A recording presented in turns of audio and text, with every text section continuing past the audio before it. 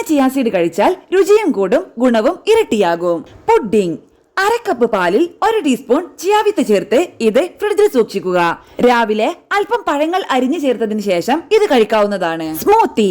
നിങ്ങളുടെ ഇഷ്ടപ്പെട്ട പഴങ്ങൾക്കൊപ്പം പാലോ തൈരോ ചേർത്ത് സ്മൂത്തിയാക്കുക. ഇതിലേക്ക് 1 ടേബിൾ സ്പൂൺ ചിയാവിത്തും ചേർക്കാവുന്നതാണ്. ഇത് രുചികരവും ആരോഗ്യപൂർണവുമാണ്. ഓട്സിനൊപ്പവും ചിയാവിത്ത് ചേർത്താൽ മികച്ച ഫലം ലഭിക്കുന്നതാണ്. കൂടുതൽ ഫൈബറും ഫാറ്റി ആസിഡും ശരീരത്തിലെത്താൻ ഇത് സഹായിക്കുന്നതാണ്. ശരീരഭാരം കുറയ്ക്കാനും ഇത് നല്ലതാണ്. മുട്ട.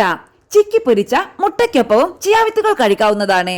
1 ടേബിൾ സ്പൂൺ ചിയാവിത്ത് കുതിർത്തിയായിരിക്കണം മുട്ടയ്ക്കൊപ്പം ചേർത്ത് കഴിക്കേണ്ടത്.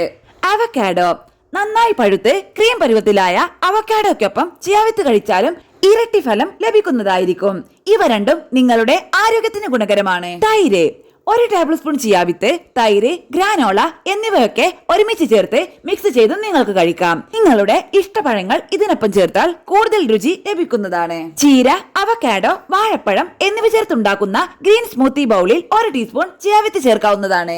പാൻകേക്കിനൊപ്പം ചിയാവിത്ത് ചേർത്താൽ കൂടുതൽ രുചി ലഭിക്കുന്നതായിരിക്കും.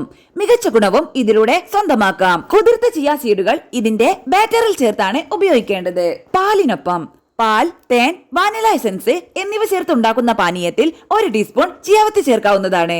മികച്ച സ്വാദും ഗുണവും ഇതിലൂടെ സ്വന്തമാക്കാം.